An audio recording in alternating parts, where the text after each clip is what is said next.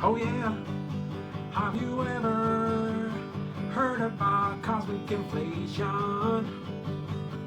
It's a theory that was introduced by Alan Guy.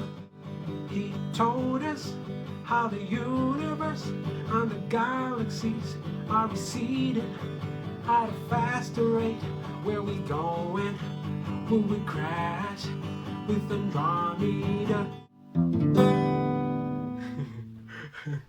Papa came home from another day of hard work and handed me his key, told me go look in the... Hey, what's up?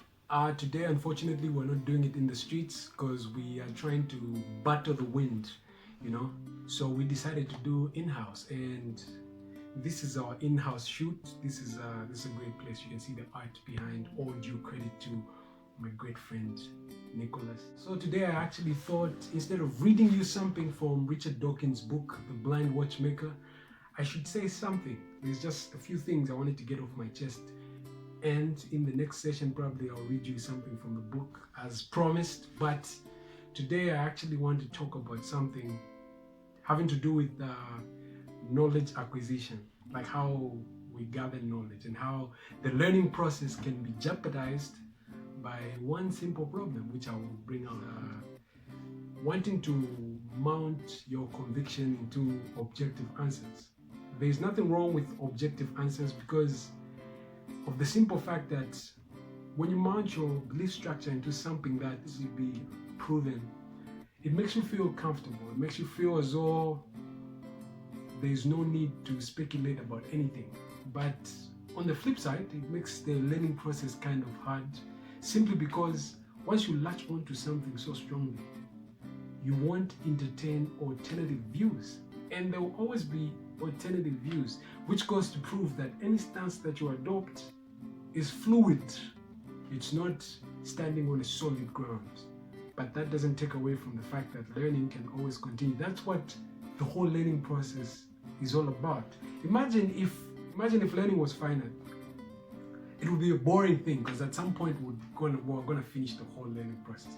But the fact that it seems to be very progressive and builds on itself, builds on its own, is the fact that nothing can be known with absolute certainty. I always say there's only one realm, one spiritual realm. It's the realm of probability. If anybody's going to bring an intelligent argument to the table, the thing that can settle the chaos and the difference in viewpoints is at least plausible evidence. If you're going to bring something, if you're going to postulate any kind of argument regarding any type of topic, at least the best we can do is what the philosopher Hume said: proportion ourselves towards evidence. And by evidence, I mean, can you argue your case out? Because if you can argue your case out, at least it'll be more probable that your stance is more plausible for us to adopt. So now going back to the learning is progressive, objective facts that can be mounted into something that isn't fluid.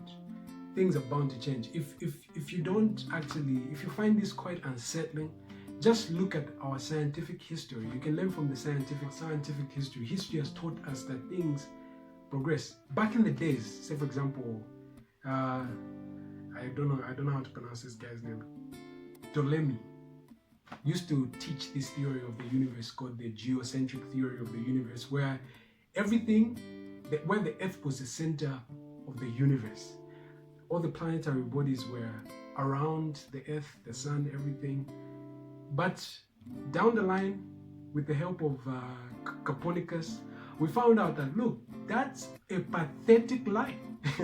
It can't work. It just isn't the case. And it was understandable for people to believe in the geocentric model of the universe because of the truth they were exposed to and how they were observing the Earth, how they were observing the universe based from the vantage point at which they were looking at it from. I mean, if you look at the sky, just seeing it from down here, it actually feels like common sense to assume you're at the center of the universe. Instead of us being at the center of our solar system, the sun is, and all other planetary bodies are rotating around that. So that was more logical. And when Galileo came down the road with his telescopes, he actually expounded on Copernicus's heliocentric model. So my point is that goes to show just how much progressive learning is. Suppose we latched on to the idea of the geocentric model as the only thing that can explain our universe. Honestly, that is a lie. We were going to be stuck with something that's not true. We wouldn't have even appreciated what we currently know. But it's actually even little compared to what we know in the future, you know? What we understand of the visible universe could be not necessarily utterly wrong, but there's actually more to find out. I mean, who even knew there are black holes out there? You know, nobody actually understood that. But my point is, learning should always be progressive. Don't put parameters over how much we can acquire. Always entertain alternative views, counter arguments, because those give you the ground on which you can build on to something new. Conclusion, to just kind of like drive my claims home, I want to read you something from the introduction of my book, which is in its infancy stages. I'll read you like just a few paragraphs. I'm a slave of information, shedding off every piece of my worth in an addiction mounted on knowledge acquisition. Every profound understanding of diverse concepts in diverse fields of study, as well as just the mere absorption of the human experience, breeds an unbearable itch and a thirst for what lies ahead.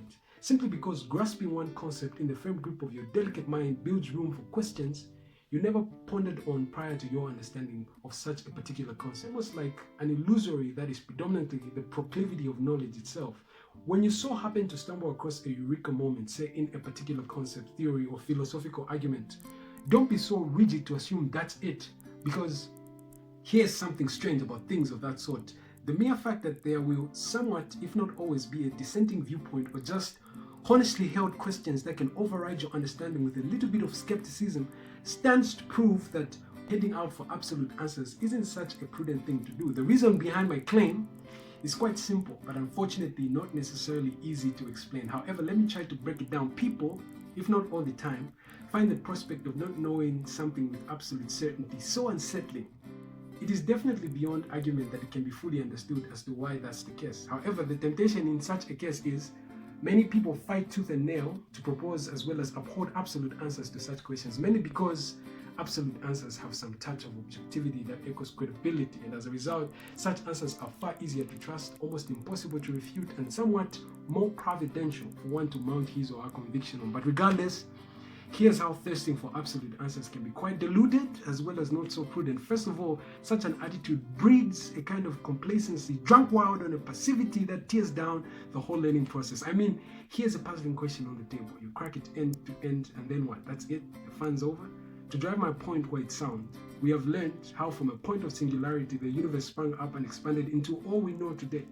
What we see and understand of the sophisticated, infinite, majestic, grandiose cosmos is not grounded on rigid and changing set of facts. They operate somewhat like closed-ended questions. So don't put parameters over learning.